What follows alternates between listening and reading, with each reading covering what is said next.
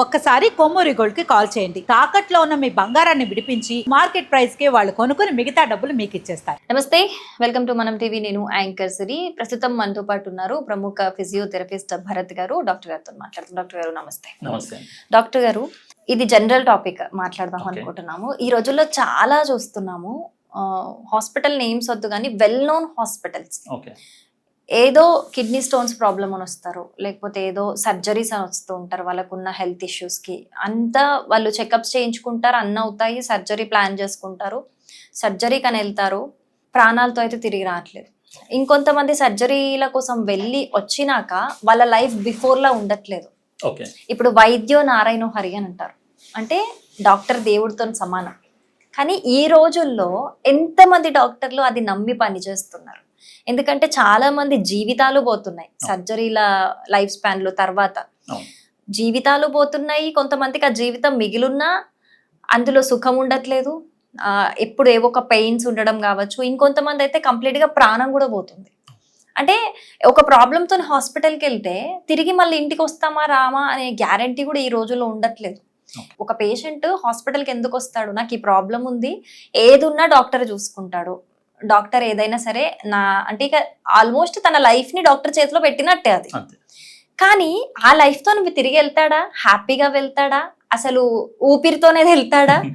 ఏం అర్థం కావట్లేదు ఈ రోజుల్లో. దీని మీద మీరేమంటారు?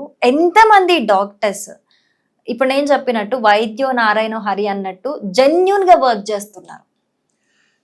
ఈ రోజుల్లో చూసుకుంటే మీరు అన్నట్టుగా కొన్ని హాస్పిటల్స్ కానీ కొన్ని డాక్టర్లు కానీ కొద్దిగా కమర్షియల్గా ఉన్నారు. కొన్ని హాస్పిటల్స్ ఎట్లా అంటే లైక్ ల్యాక్ ఆఫ్ నాలెడ్జ్తో ఓపెన్ చేసుకొని ప్రాక్టీసులు చేస్తూ ఉన్నారు. కొందరు డాక్టర్లు వాళ్ళకి లైక్ డిగ్రీస్ లేకుండా ప్రాక్టీస్ చేసే డాక్టర్లు ఉన్నారు. వాళ్ళకి ఆ ఎడ్యుకేషన్ గురించి లైక్ ఆ సబ్జెక్ట్ గురించి తెలియకుండా ప్రాక్టీస్ చేసే డాక్టర్లు ఉన్నారు. సో అలాంటి కేసెస్లో కొన్ని కొందరు పేషెంట్స్ మాత్రం ఎఫెక్ట్ అవుతున్నారు. మీరు అన్నట్టు కొందరు ప్రాణాలు కూడా పోగొట్టుకుంటున్నారు. అండ్ ఇంకొన్ని కేసెస్లో ఇలా పేషెంట్స్ అఫెక్ట్ అవ్వడానికి రీజన్స్ పేషెంట్కి ఉన్న వేరే అదర్ ఇష్యూస్ అయి ఉండొచ్చు. లైక్ వేరే ఏవైనా హెల్త్ ఇష్యూస్ ఉండి ఈ పర్టికులర్ ట్రీట్మెంట్కి సపోర్ట్ చేయకపోవడం వల్ల కూడా పేషెంట్ లైక్ ప్రాణాలు లాస్ అయ్యే ఛాన్సెస్ ఉన్నాయి. ఇలా చాలా ఫ్యాక్టర్స్ ఉన్నాయి జనరల్లీ పేషెంట్స్ సఫర్ అవ్వడానికి.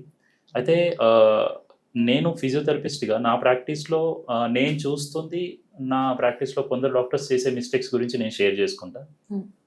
అదేంటంటే ఫర్ ఎగ్జాంపుల్ ఇప్పుడు పేషెంట్ ఒక క్లయింట్ ఉన్నారు, వాళ్ళకి ఏదో లిగమెంట్ ఇష్యూ లేకపోతే ఏదో మెనిస్కల్ ఇష్యూ లేదా ఏదైనా మజిల్ టెండాన్ ఇష్యూ ఏదో వచ్చింది, వాళ్ళకి ఏదో ఇంజరీ జరిగింది, వాళ్ళు సర్జరీ వరకు వెళ్ళినారు జనరల్గా చెప్పాలి అంటే. సో సర్జరీ తర్వాత ఒక పర్టికులర్ డాక్టర్ ఎవరైనా కానీ ఆ కేసుని తీసుకొని సర్జరీ చేసి పంపించేస్తున్నారు అని అంటే అయిపోదు అక్కడికి. సో దాని తర్వాత ఆ పేషెంట్ మళ్ళీ కంప్లీట్గా వాళ్ళ నార్మల్ యాక్టివిటీస్ చేసుకోవాలి, వాళ్ళ డైలీ నార్మల్ లైఫ్ని లీడ్ చేయాలి.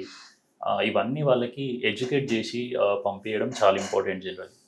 అయితే కొందరు డాక్టర్లు పర్టికులర్గా ఏం చేస్తున్నారంటే సర్జరీ చేసేస్తున్నారు, అయిపోయిన తర్వాత ఒక 1-2 days ఉంచుకొని డిశ్చార్జ్ చేసి పంపించేస్తున్నారు.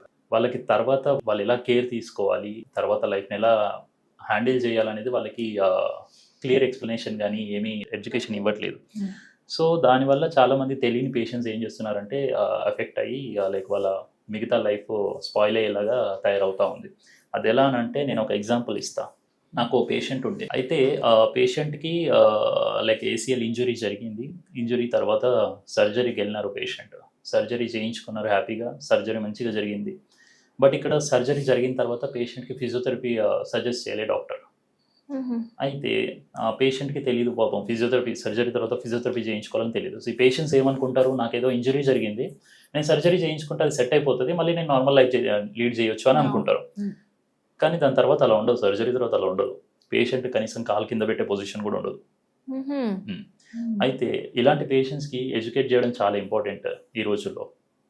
తెలియని పేషెంట్స్ ఏం చేస్తున్నారు అని అంటే వాళ్ళు సరే రీసెంట్గా సర్జరీ అయింది కదా, ఏదో కుట్లు పచ్చిగున్నాయి అందుకే కాలు పెట్టి నీకు వస్తలేదు అని వాళ్ళు ఆలోచించుకుంటూ ఉంటారు.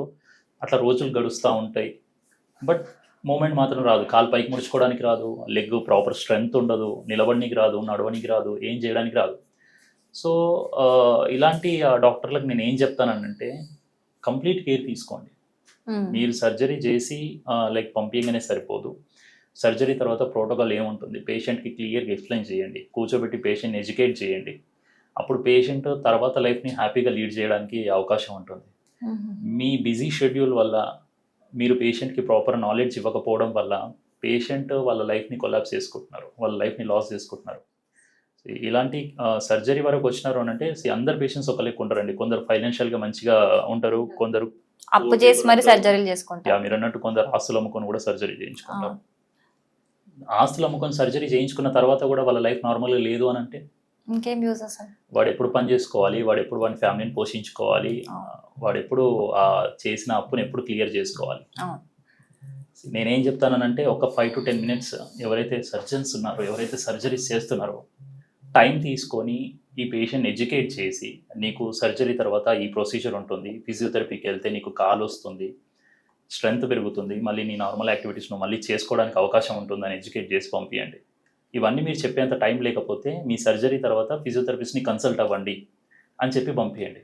ఆ తర్వాత ఫిజియోథెరపిస్ట్ అన్ని ఎక్స్ప్లెయిన్ చేస్తారు కూర్చోబెట్టి, నీకు ఏం చేయాలి, ఏమేం ప్రొసీజర్ ఉంటుంది, నువ్వు ఎప్పుడు మళ్ళీ నార్మల్గా నడవగలుగుతావు, నీ నార్మల్ పనులన్నీ ఎప్పుడు చేసుకోగలుగుతావు అనేది ఫిజియోథెరపీ డాక్టరే ఎక్స్ప్లెయిన్ చేస్తారు. ఈ టైం కనీసం ఈ టైం అని ఏమని చెప్పేసి నేను అనుకుంటాను. Okay, right. మంచి, అంటే మీ తరపు నుంచి అయితే మంచి ఎక్స్పీరియన్స్. అందరూ బిజీగా ఉంటారు. ఇప్పుడు వాళ్ళ ప్రొఫెషన్లో ప్రతి ఒక్కరు బిజీగా ఉంటారు, కాదని నేను అనను. కాకపోతే ఆ పేషెంట్ మీద కొంత డబ్బు తీసుకుంటున్నప్పుడు ఆ పేషెంట్కి కంప్లీట్గా న్యాయం చేయమని నేను అడుగుతాను అంతే. ఓకే, అంటే ప్రతి ఒక్కరు కూడా అంటే కమర్షియల్ గా వర్క్ చేస్తారు, ఎవరు ఫ్రీగా వైద్యం చేయట్లేదు, అందరూ కూడా కాదు, అందరు కమర్షియల్ గా ఉన్నారు. కొంతమంది కంప్లీట్ కమర్షియల్ గా ఉన్నారు. అదైతే వాస్తవం. Right. Thank you so much doctor గారు, మీ ఎక్స్పీరియన్స్ షేర్ చేసుకున్నారు. Thank you so much.